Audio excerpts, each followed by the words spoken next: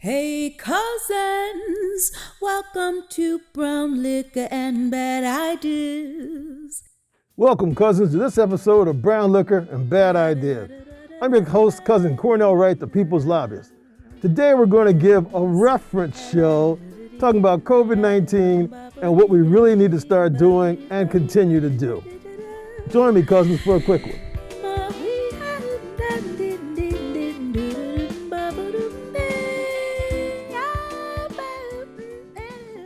Now, cousins, you see I have on an N95 mask, right? And let me have a quick one because I appreciate you joining me today. But so, cousins, we've talked about this show. You've seen it on TV, it's on radio, it's on podcasts. You can't go anywhere in the world and not hear about COVID-19. And kind of where we are, and I want you to consider this as being a reference show, because we're going to refer back to this one again. Hopefully we won't have to talk about COVID anymore, but we're going to refer back to this show so I don't have to go through all this again with you. Fair enough, cousins? And so you can tell your friends, check out this show if you want to figure out what's going on and what you ought to really be paying attention to, and hopefully it'll last through time. Hopefully not too long, but it might be necessary. All right, cousins? So COVID-19, just a quick review, jumped on us in January of 2020, right? We know now that if certain decisions had been made on part of leadership, we would have been able to react quicker. We would have known how serious COVID was. The lies, the misinformation and disinformation regarding COVID wouldn't have been as rampant.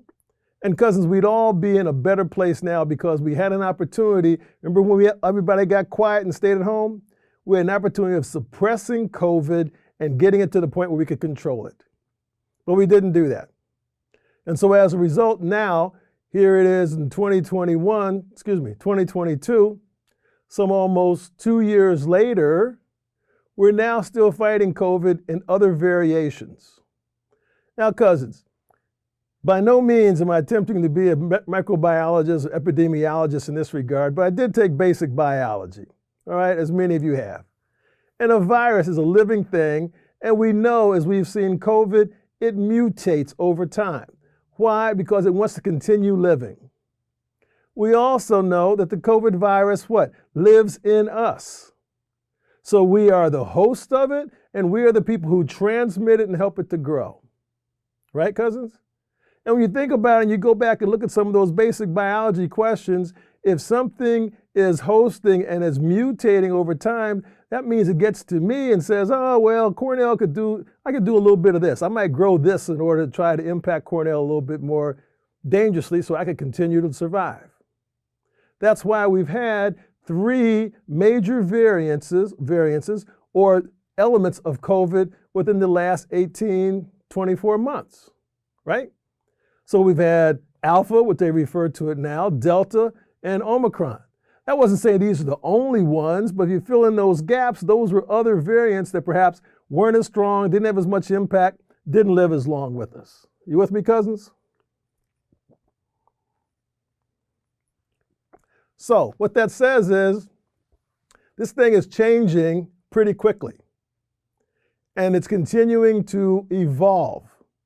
We have to therefore continue to evolve in order to try to be as strong as we can to help fight it as an individual, as a family, as a community, as a country, as a world. Because it is in fact a worldwide global pandemic. Okay, so cousins, that's kind of like the background. We also know that in the United States, we've lost over 830,000 cousins have died from this. That's a lot of cousins. We also know that we have millions of cousins who have been infected and gotten sick. Those same cousins have lost productivity, lost hours, lost meetings, lost birthday parties, lost and canceled sporting events. We've lost and canceled a lot of things as a result of people not being able to perform and or function because they were sick with COVID. This is not a casual thing that's just going to go away. Remember that? Remember people saying that, cousins? That ain't happening. So, what can we do about this? Okay? My suggestion is, and this is where the reference part comes in, is just like this. we understand that there are certain things that have been happening. And cousins, this is also a reason I'm suggesting we take these modifications, these directions to do what? To calm ourselves. All right, cousins? Calm ourselves and give ourselves a reduced stress amount of understanding more of what COVID is and doing each of our respective best to help minimize the exposure. Okay? So, for example, remember earlier this year, the CDC came out and said, for all of those who are vaccinated, we even did a show here, check it out a couple months back, for all those who are vaccinated, they can return to what we consider normal social engagements and outside. Now, they did say vaccinated. However, both people who are vaccinated and unvaccinated decided that applied to them too, which it really didn't. You with me, cousins? That didn't apply to everybody, but everybody immediately dropped their mask and started living their life again as we thought it was. And what happened? We then had an uptick, and next thing you know, we have the Omicron variation of the virus come in. That makes sense, Corey? You see how those things are correlated, cousins? So let's talk about the CDC and the other worldwide scientific community in regards to how they're processing this. Every day, they've got lots of good, smart brothers and sisters, cousins around the world, everybody working on trying to figure out how to understand, recognize, and suppress this thing. We know that a vaccine is not intended to be a cure, right? A remedy is a cure. A vaccine is protection. You with me, cousins? It offers protection. It doesn't mean you're necessarily going to get it, as with the traditional flu vaccine. It didn't prevent you from getting it, but it prevented it from being so severe that it could kill you.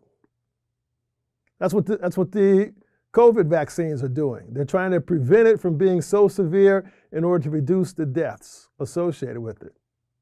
So, cousins, so here's the medical establishment and the scientific establishment giving us information that's based upon the best information they have at a given time. Remember, there was 10 days, 14 days of quarantine, and there was 10 days of quarantine, and then 5 days of quarantine, and then we needed switching back and forth, and I'm getting confused. At one point in time, I said, gee, could it just give us a scorecard? Update the scorecard and tell me what the score is today. But they haven't done that. So here's Cornell and Brown Liquor Bad Ideas recommendation for us, cousin. Recognize that all the scientists are working on this, and the more information they have, and the more tests, and the more capabilities of looking at populations, the more data they will have available, which they're trying to give to us. And it does sometimes seem like a seesaw, but they're looking at it as a total accumulation of data over time. We're looking at individual slices and not getting the whole story. You with me, cousins? You talk to the epidemiologists and the people we're involved with, they're looking at the whole thing. They have a grasp on the whole piece. We're looking at different slices along the way, and the story's not complete for us. Right, cousins? You know, because we're not epidemiologists and don't spend our day doing that. So, here's my recommendation. Let's just go back to what was working when COVID-19 first came out, okay? What was working was maintaining social distancing, right? Let's not get too close to each other, all right? What was working was masking. Not only masking, but N95, okay? Which looks like this. You actually can see it on here, N95. There's Korean versions, there's Chinese versions, but the N95s are the one, and let's just say, follows US standards and guidelines, so make your own calls which mask you want to get, all right? So here's the other part though, cousins. You're supposed to wear an N95 when we're outside. If you have a cloth mask now, you're supposed to double up a cloth mask with the other blue masks. N95, by its designation, says that it knocks out 95% of the particles in the air, i.e. and hopefully also the ones that come in COVID, but that's only if you're one, wearing it, duh, right, cousins? And two, wearing it properly. So here's an example. Here's a test. You spray an aerosol. Yep, you can smell it. So then you put on your mask.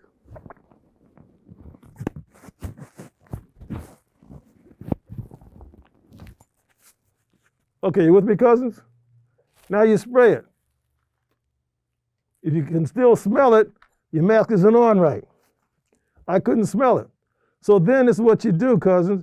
You start to move as you are going to, talking to your friends or whatever, and then spray it again to see if you can still smell it. If you still can't smell it, that means your mask is now sealed around appropriately and will offer you the best protection it was designed to give you. You got me, cousins? If you start having gaps and you get rid of the cheeks, and there's other styles that fit better, that may be more comfortable for you, and you can definitely research those. And in fact, at the end of this, in the comment section, I'm gonna give a comment about a location about a guy who has a podcast that all he does is test masks and come up with different recommendations for you. Wear the N95 masks. Of course, the next question is, cousins, get vaccinated. Why? Because that gives you the best opportunity of what? Not dying from getting the disease. It doesn't say you won't get it, because keep in mind, the disease is migrating and mutating and becoming variants over time, in which it's getting stronger in some ways. Okay? So you may have what they refer to as breakthroughs, like, you had the vaccine and you got through it, but does it prevent you from dying? Does it prevent you from getting hospitalized? Does it prevent you from getting on an intubator? You see, cousins? That's what you want, right? But at the end of the day, hey, as opposed to dying, I'll take a day or two of being sick. Won't you? That's a good trade-off, which a vaccine will get for you. Aside from which, cousins, and I'm sure wish all you cousins who aren't vaccinated will listen to this, it's not about you. Because we know from the beginning, when COVID first came out, that everybody was going one-on-one with the COVID disease.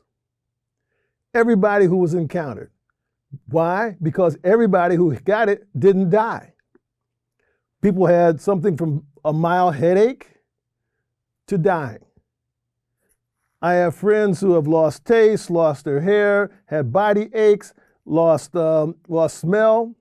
All these combinations, had cloudiness in their lungs, got pneumonia. There's a whole range of activities that can happen to people, all of who now fall on having COVID. If you're one of the lucky ones, hey, it was mild case.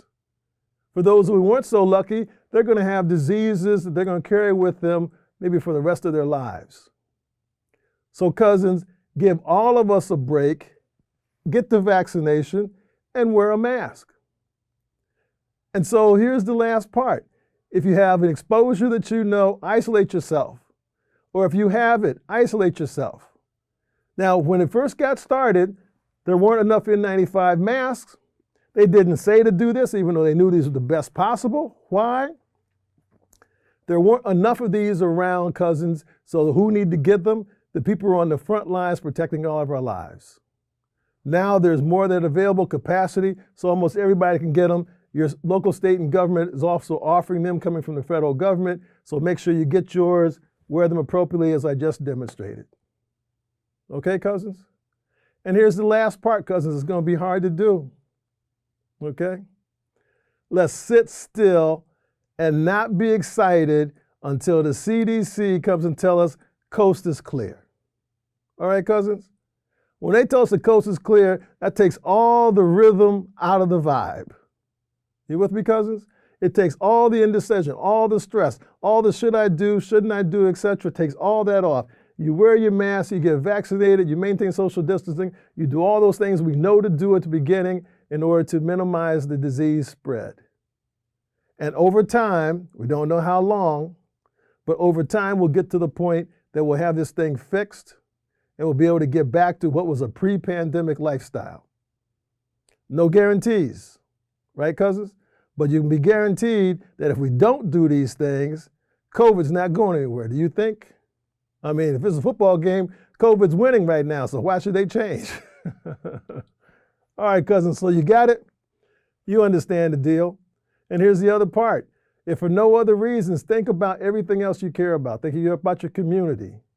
There's still over 1,200 cousins dying a month in the United States from COVID-19. The economy, supply chain issues, those things are going to continue to happen. Why? Because people get sick, whether they get to the hospital or not, they still can't come to work. And so there's still going to be shortages. Think about the mental health development for the young kids or young cousins and stuff. They're having some serious problems, as everybody knows, across the country, and no one even wants to venture a guess at what that's going to mean for the future. The healthcare system, all those cousins are burned out. Why? Because they buried too many of us. They've been dealing with too much trauma. They have PTSD, don't they? And by the way, when you see them, take care of it, more than just send them a pizza. We've overrun with resources because we don't have enough. So cousins, there's a lot of good reasons why go beyond yourself to extend to the larger community, and let's finally work on getting COVID done, doing those basic things that aren't causing any of us any pain, right?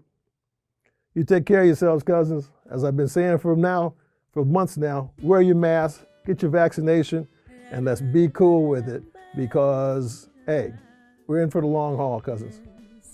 Take care of yourself. See you next time on Brown Liquor and Bad Ideas.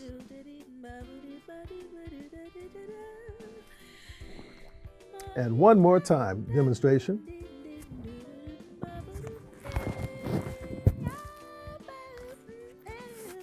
Maybe we ought to have a contest who gets their mask on first correctly. Take care of yourselves, cousins. We are the people. We are the people.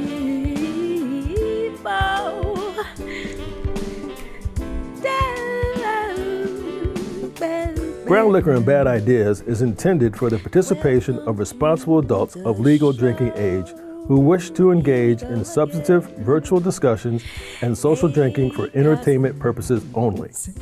Brown Liquor and Bad Ideas does not advocate the abuse of alcoholic beverages.